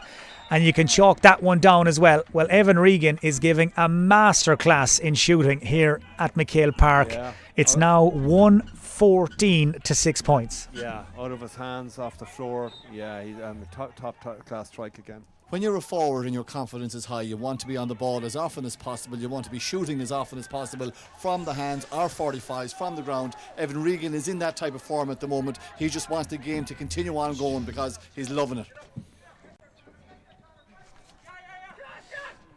Yeah, he's now shot 5 points, a free, a 45 and 3 from play. We're watching the Aghamore number 11, Michael McNeve, try to burrow his way through, and just look who got back to put in the challenge, Evan Regan, showing a great attitude, great appetite for hard work, and once more an Aghamore attack breaks down and ends in pretty disappointing fashion as Stephen Mullins tries to release Simon Leonard. He's got Conor Hunt and Aidan Henry chasing after him. Ball is played into the centre to Mikey Murray. Evan Regan is up to join the attack again. This is Keith Tighe. Well, they're attacking in waves, the Stephenites. The threats are coming from left, right and centre, but Evan Regan is a wonderful advertisement for a nutritionist, John Mahan, isn't he? Well, I have to say, just a moment ago, he was back putting in the block and the tackle back with full back line, and there he was popping the ball off, about 100 metres away from where he had to intercept the ball back there. He's a great example, no question. But I have to say, right around the park, Ballina are just displaying a wonderful energy and an appetite to get involved and to assist and help. And there are no ego trippers. Everyone is moving the ball on quickly, and that's an interesting contrast as well. There's nobody hopping or throwing the balls. The man is free, and he gets the ball. Yeah, the man in the better position gets the ball, and they're playing with a lovely cohesion as well, aren't they? They look like they're playing with a unit really well as a unit. And what I like about them is that there's leaders all over the place. One thing you can notice in the COVID era of Gaelic football is how vocal teams can be, and I've heard no team more vocal than Ballina. And from David Clark to David O'Mahony, they're orchestrating everything on the pitch, and it's great to hear it. It means there's a huge togetherness in this Ballina team, and you can see that clearly. Well, they've just made another change as well. They're going to keep Aghamore honest as Kevin Newell joins the Stephenites attack. Simon Leonard is being replaced and will be placed in cold storage, I'd imagine, for next weekend's county semi-final. Bigger and harder tests lie ahead. With 15 and a half minutes to go here, the only question really to be answered at this stage is how big the margin of victory will be.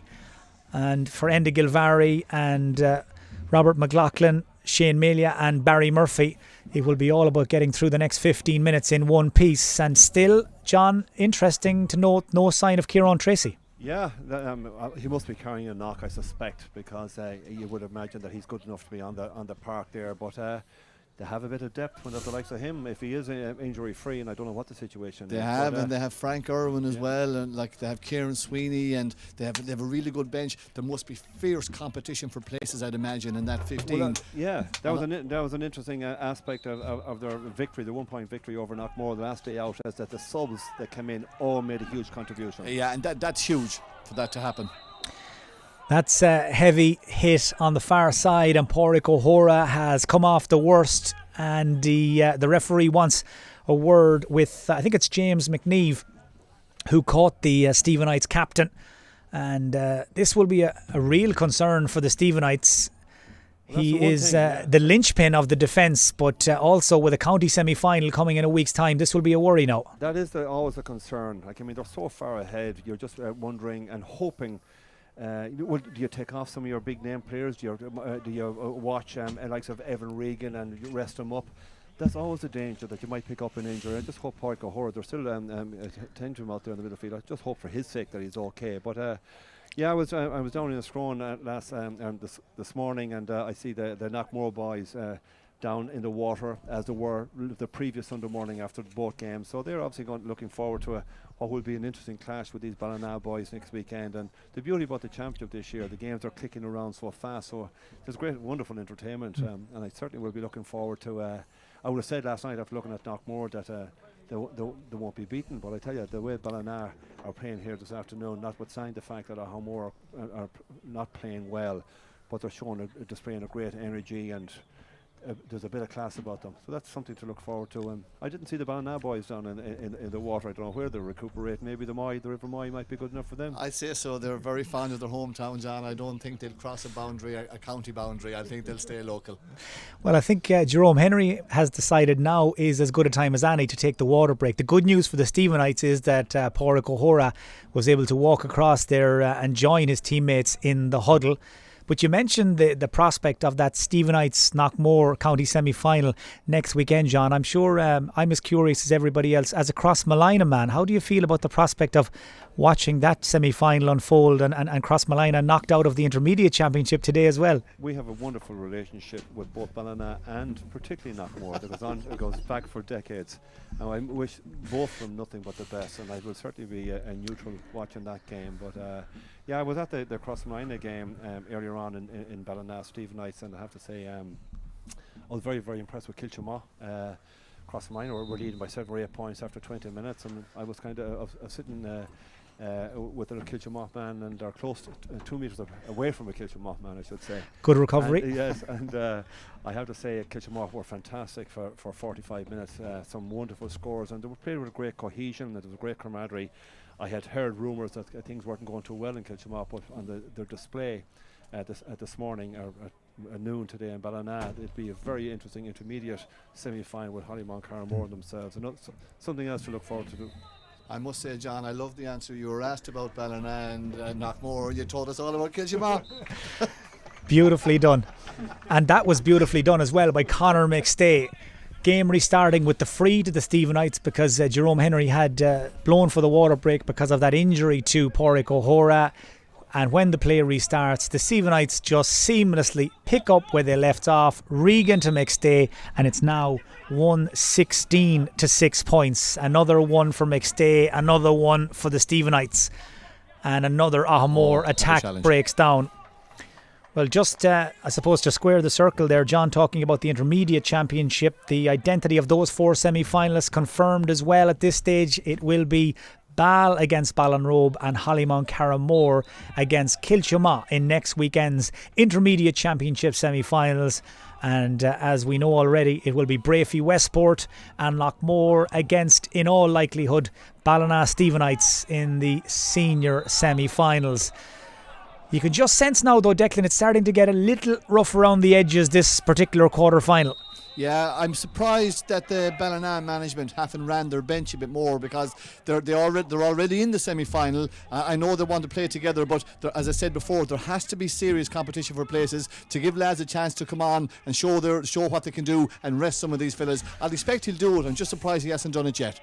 James Lyons comes down the centre. Support outside from Sean Oak-Tygue. He has a free shot at goal and he's unable to make it count. Well, at this level, on this stage, that is a poor miss. Yeah, it is. Sean Oak won't be too pleased with his effort there. Yeah, uncontested. He might be better if he had a bit of pressure on him. He might be able to stop it over. He had too much time.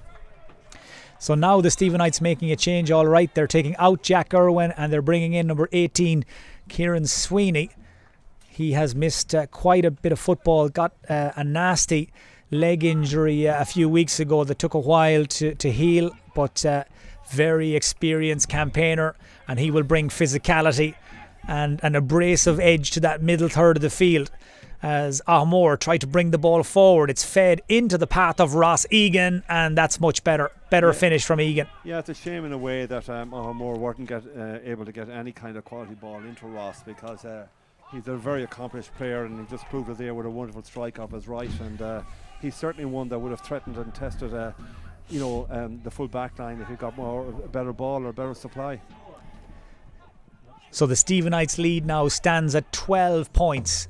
Sean Regan lets it in towards Evan Regan. Loose man is Keith Tighe, and Keith Tighe's shot is diverted just away for a 45 by Adam Byrne. Well, it could have gone anywhere. The shot from Tighe, I think it struck the boot of Luke Doherty, and Adam Byrne with a smart reflex save to push it out for a 45. I think it ricocheted off Luke Doherty. I think that's what happened, and it was really a good reflex and instinctive save from the keeper. That's the second one. That's a couple of good saves from him now.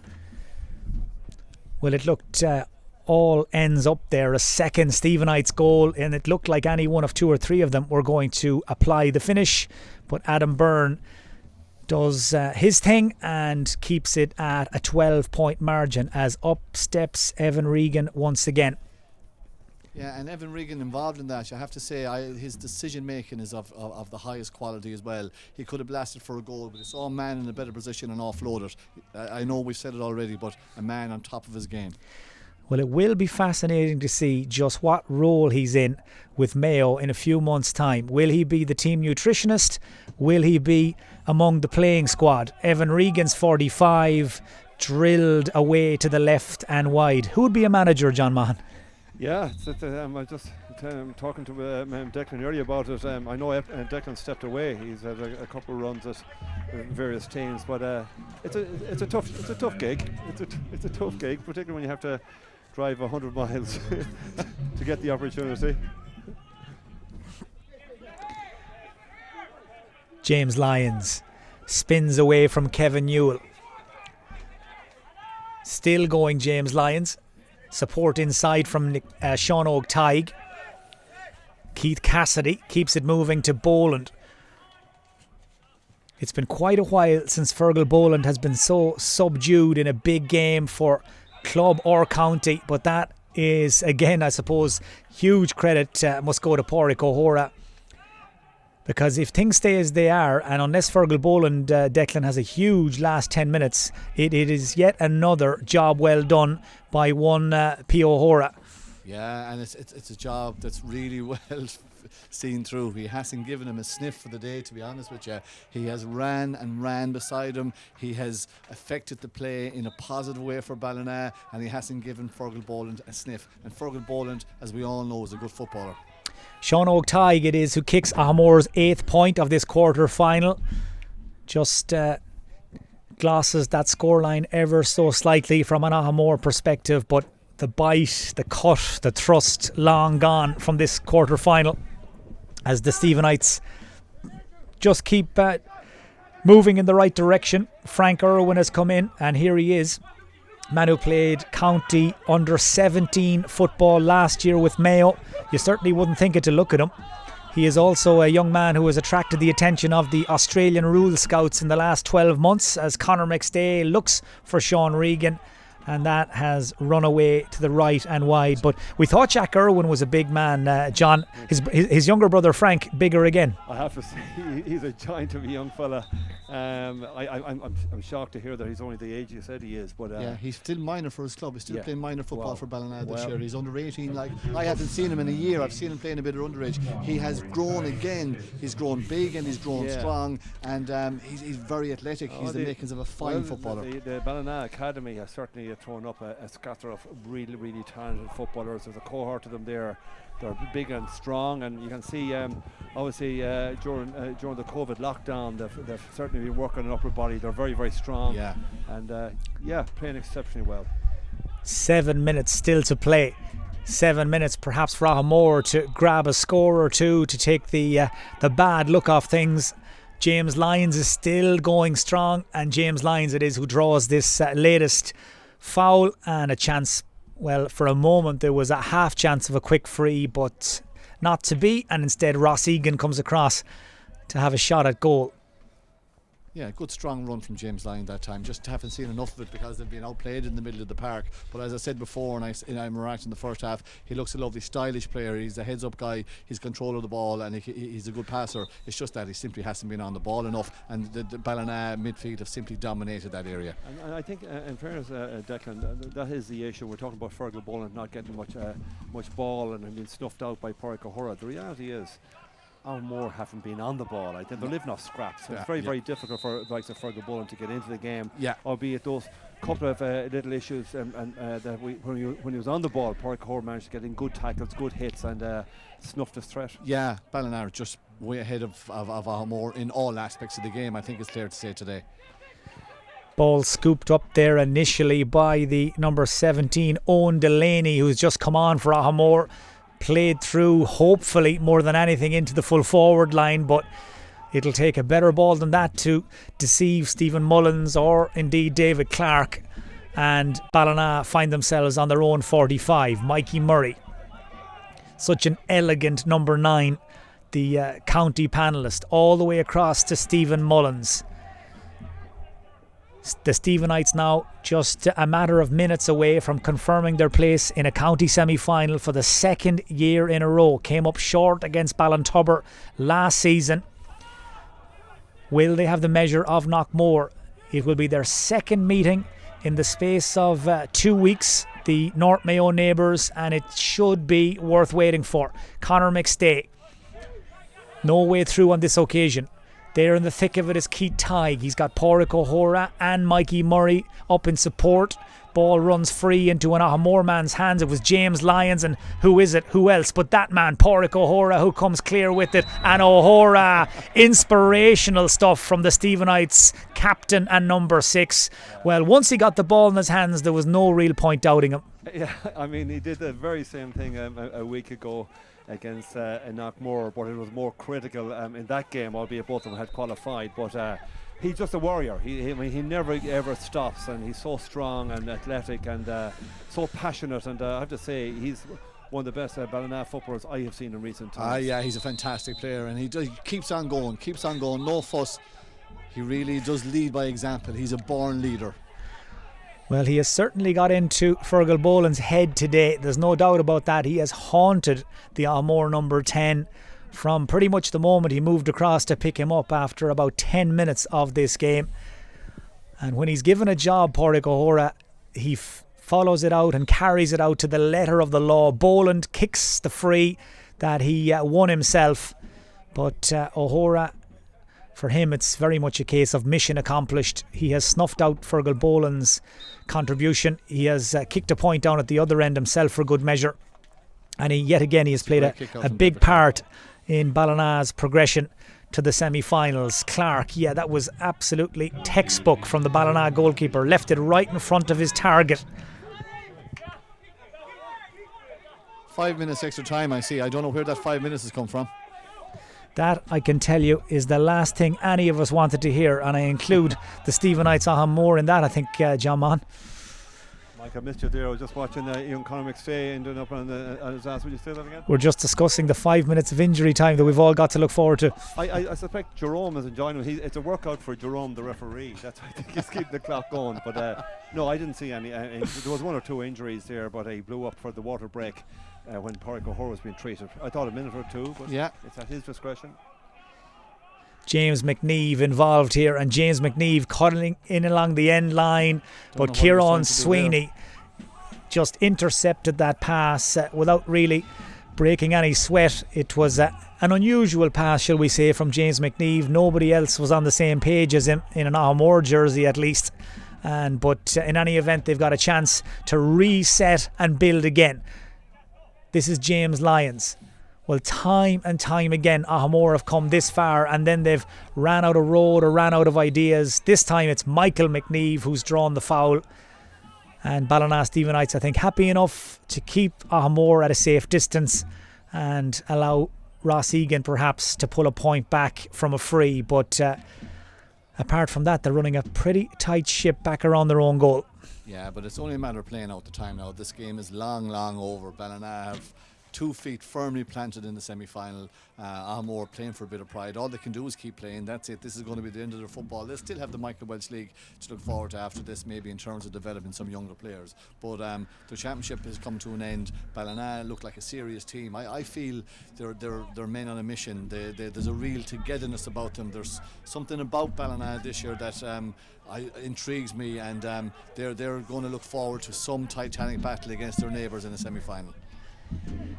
So 9 points is now the margin, but Ballina Stephenites not finished just yet. Keith Tighe still full of running, and there's been a lot to be impressed by the Stephenites today, lads, but their conditioning, considering we're at this stage of the game, considering there's been so many matches over the last few weeks, they are still going exceptionally strong an hour into this thing. They really are. I've been very, very impressed with their half-forward line. Luke Doherty, Keith Tighe and Sean Reagan, but Keith Tighe in particular has been superb. His work rate, I know he won't thank Conor McStay for that ball. A bit loose, and he took a bit of a knock in going for it. But I have to say, they're a team that have been very, very impressive. I know we've seen a lot of good football over this weekend, but Ballina's performance here today is right up there with the very, very best. Well, almost unnoticed, Keith Tighe has kicked 4 points in this quarter-final, 3 from play and that free a moment ago. So as John mentioned there, he is certainly one of their unsung heroes throughout this run to the county semi-final, as another Stephenites wave heads down towards the Aghamore goal. This is Frank Irwin, and that is point number... No, it isn't. Wide. Just wide. Well, the way the umpire moved into position there, it looked all ends up. He was heading for the white flag, but he sold the dummy and I bought it. 118-11. We're heading towards the first of 5 additional minutes at the end of this 4th and final senior championship quarter final. And what a strange experience it's been here in Castlebar over the last couple of days. All the matches being played in front of a deserted stadium. It has meant quite a surreal atmosphere, whether the football has been good, bad or indifferent. And I don't know about you, John Mahan, but I can't see this thing catching on. Big matches in front of no crowds. Yeah, it's weird. I watched the first half of the earlier game at home, and we're just lamenting the fact that nobody can come and see what was a potentially very attractive fixture and a beautiful environment here at MacHale Park. It's a shame. I don't see any reason for it. There's no reason in the world why we couldn't have 2,000 patrons in here, supporters in here, adhering to 5 metre social distance. Well, on Friday night I watched a great game on the television. The Tyrone Championship was played between two teams. Cracking game, went to penalties. The first thing I noticed was the crowd was there. Absolutely. 400 people, a couple of miles up the road. But we can't have people there. Just doesn't make sense to me. Absolutely, I completely agree. It's a shame that we can't have supporters in here.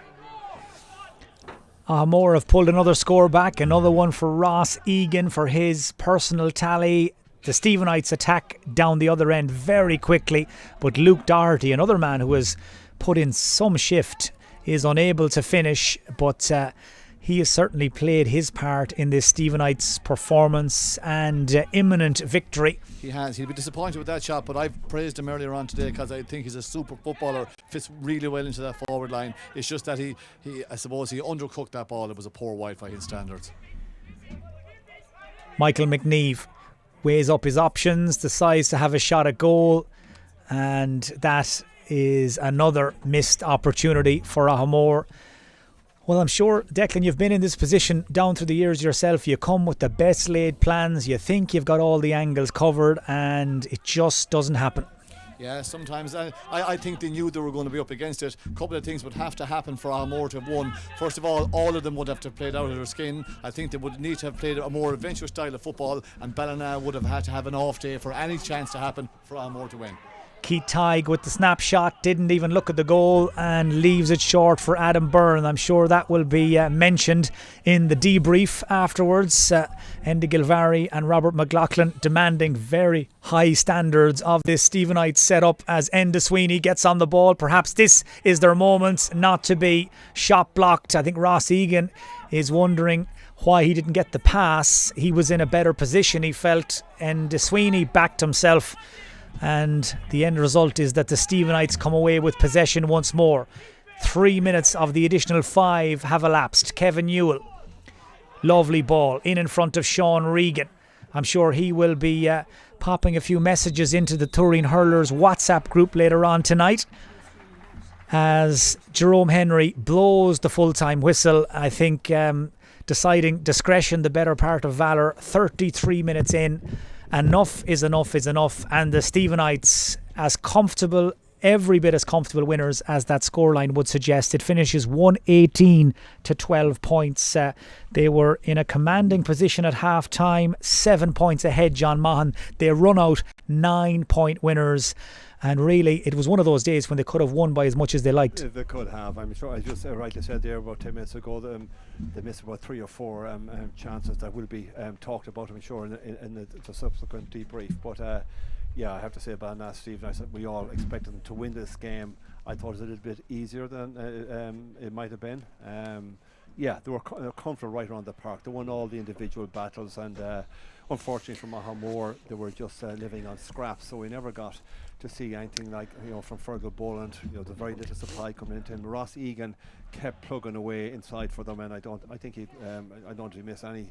I don't know what score he got, but he played very, very well on a well-beaten ticket right around the park. But no, look, they kept plugging away right to the very end. I think there was 12 points in it with about 7 or 8 minutes to go, and they plugged it back down to a 9-point defeat, and they deserve credit for that. But Ballina Stephenites will be very, very happy with their afternoon's work. They played really, really well, and they have a lot of talent, and they have a lot of a great blend. I saw like Kieran Sweeney coming in. I don't think he got game time the last day down across Ballina, but they have a right good chance here now. And as we're saying off air, there, all teams that are left in the championship and the 2 semi-finals will feel they have an opportunity of winning it, and Ballina will go away feeling they have a great chance to win the Moreclair Cup here. Likewise, Westport will feel they have a chance. Knockmore, people were all talking about them after their performance yesterday evening, beating the county champions Ballinturber. So we have a fascinating couple of semi-finals ahead of us, and something to really, really look forward to.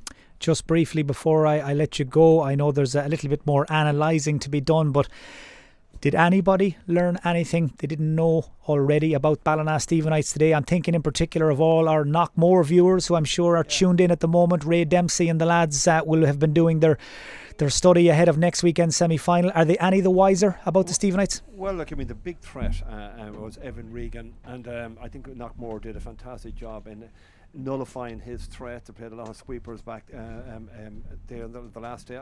I think Conor McStay plays way too deep. I'd like to see him playing off him a little bit more inside from a Ballina Stevenage perspective. Their bench did really, really well in the game against Aghamore, but Ballina Stevenage will not be easy put away. And as I say, Aghamore played all the football for 50 minutes, and they couldn't shake them off the numerical advantage, because the Ballina boys, I think, had picked up a couple of black cards. Certainly, I think it was 2. But they just couldn't shake off Ballina. They were there hanging into the very, very end. And I think they've embellished their reputation here this afternoon, albeit against a mediocre Aghamore team. They'll be a little bit disappointed with the performance of Aghamore, that is. But I think they've come through it really, really well, and their confidence will be sky high after this. Has Ray Dempsey learned anything more about them? I don't think so. They know each other exceptionally well. But I'll tell you what, he will realise that they'll have to play exceptionally well to beat them. Well, our thanks to John for his insight and his company all afternoon. Ballina Stevenites maintain their 100% record as they sail into the semi-finals.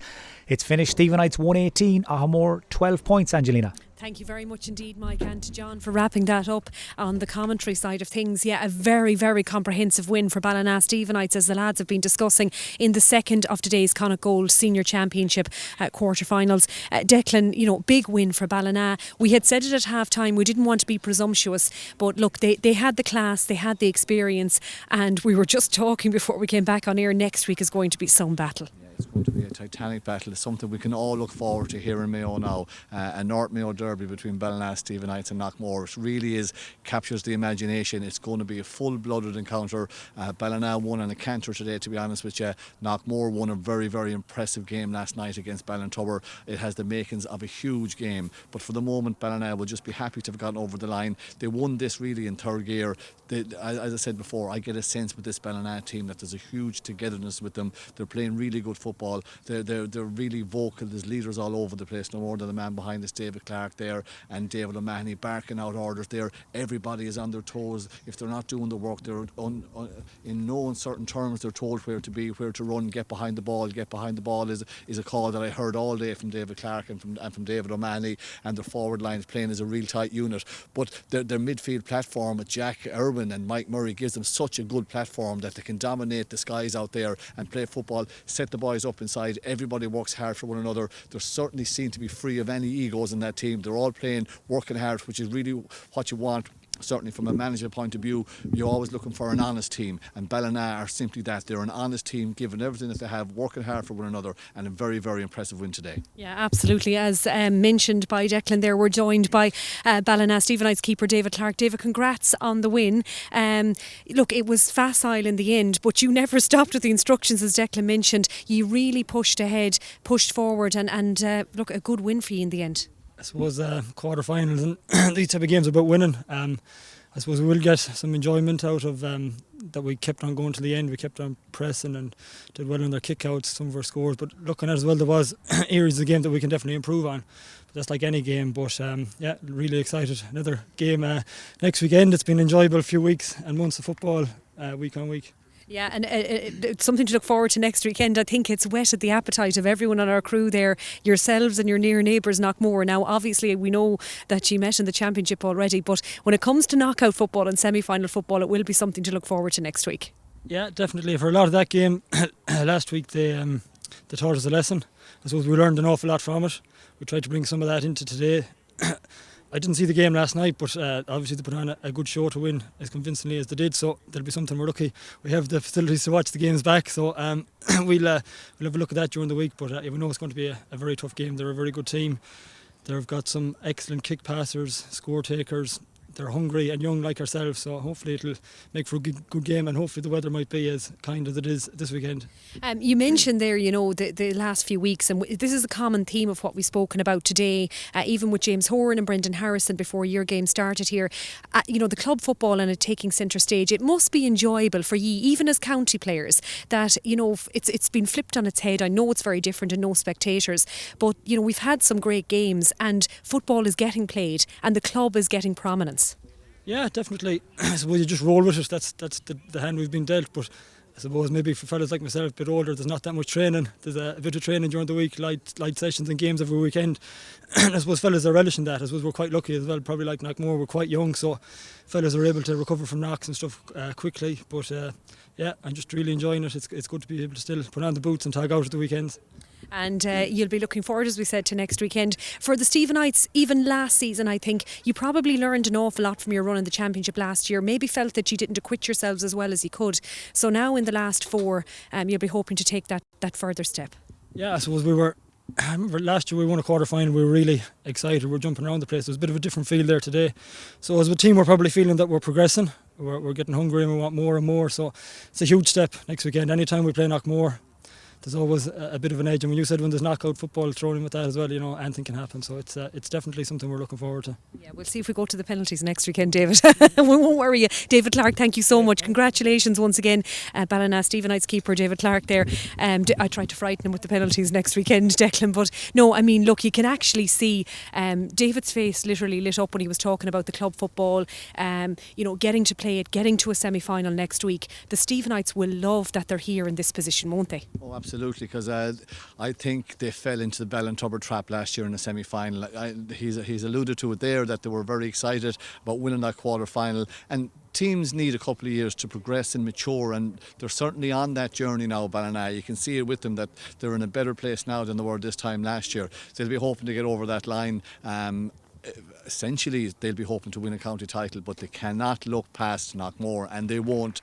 They will review today. It's all about recovery now. They'll do the recovery session wherever that is in Ballina tomorrow. They'll regroup Tuesday or Wednesday, do a light session. The people that didn't get game time will do a bit more. The management will be all about the video, looking at their own video today and looking at the Aghamore video from last night. They'll put their thoughts together about what they want to do. There are always areas that they want to improve on in today as well. Some of the maybe shot selection wasn't good enough, maybe some of the tackles, maybe some of the I suppose unforced errors of giving away possession. They're the little things that they'll focus in on. At the first 15 minutes they had a couple of shots that they were disappointed that they missed. So there's always areas for improvement, and you need that, and you need a group to be able to buy in a video analysis, that there's no personal I suppose blame put on anybody, but as a team this is what we're looking at. Here's how we have to improve, and these are the areas that we need to step up to in order to win the next day. They'll need to get all that right the next day, because Aghamore will be doing exactly the same. And as I said, it has the makings of a titanic weekend next weekend.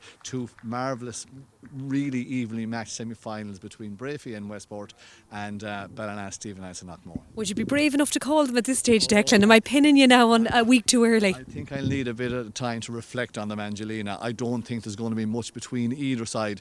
The one thing you can say is the 4 teams, you can make a strong case for each of the teams to go and win it. Another thing is that each of the 4 teams that are in the semi-finals will absolutely believe that they can win the Moncler Cup now. There's no doubt about that whatsoever. If you look at the young team, the young guns really are Westport. They're up and coming. They played a lovely style of football here today. They played the Neil. They were always going to win it. They were on a hiding to nothing. They play an expansive, lovely style. I think the fact that the Ballintubbers and Castlebars are gone and they've already beaten Brafey, one of the so-called big guns, I think that'll give them a bit of confidence. Not sure is the time going to be this year. It may be.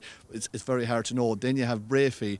Brafey will say to themselves, they're the team that have been knocking on the door longest that's left in the final 4, and they'll think to themselves this year are nothing. Well, they won't openly admit that, but they'll know themselves. A lot of the leaders are coming towards the twilight of their career, and they'll feel that this is a marvellous opportunity for them. They've been getting to county finals now since 2013. They haven't got over the line, and they'll fancy that. Aghamore have a marvellous, lovely blend of experience and youth.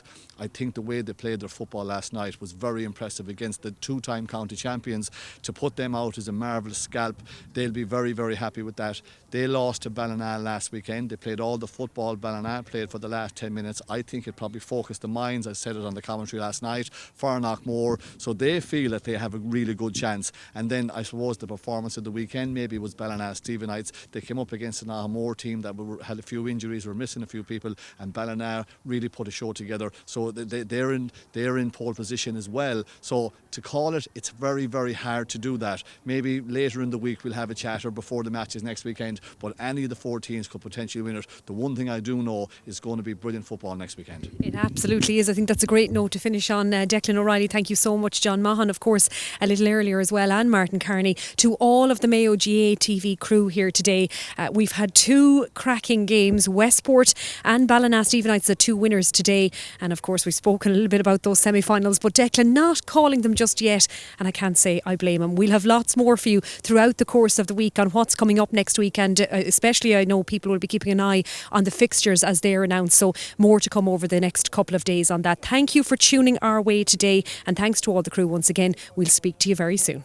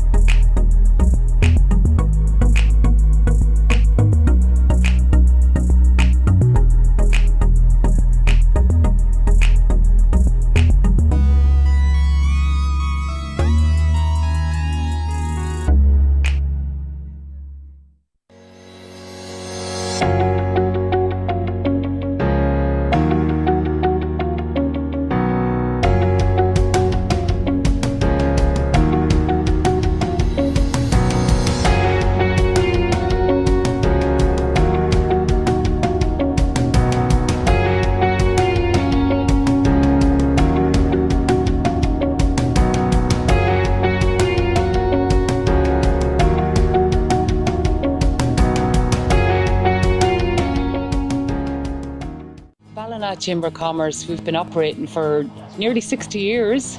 Our ethos is to be in business for businesses, and we are all about the town for Ballina, for North Mayo, for the county as well. It's about the area, it's about what they can do when they get here and if they're safe. And we'll have the same great hospitality that we've always had, the great food, the great custom, because that's what hospitality is.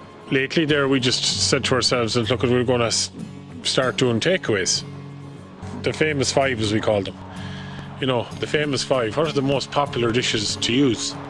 It's surviving for us. It's working great. I suppose my role is to try and raise the profile of the area to people outside the area and encourage them to come here on holidays. So I suppose over the last 4 or 5 years we've really been building to get to that point where we can start to put ourselves on the map a little bit more. If you'd like more information, all you have to do is visit ballina.ie. Well, our information centre here at Mayo Mental Health Association, we provide a confidential signposting service for persons in the community experiencing mental health difficulties, or if they require advice for members of their family, and we can do that through our directory of services. So please visit our website mayomha.ie and Facebook and check it out and stay tuned in to all news feeds and exciting things our association is involved in. The Mental Health Association was founded in 1970 at a time when St Mary's Hospital in Castlebar was home to some 1,000 inpatients. Much of the public perception of the mentally ill at that time was of persons to be feared and mistrusted. The doors of our new information centre in the centre of Castlebar are always open as we engage with the public through our social housing, volunteering and schools educational programmes. Thankfully, there now appears to be a greater appreciation of the need for all of us to focus on the importance of maintaining a mentally healthy lifestyle. And I'm delighted to say that Mayo Mental Health Association is the vital link that facilitates this.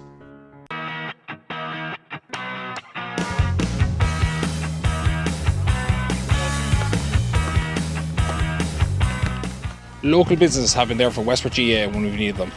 Whether it's helping with fundraising, sponsoring gear or jerseys for our teams, providing prizes for raffles and quizzes, or employing club members locally so we can stay, play and enjoy our games.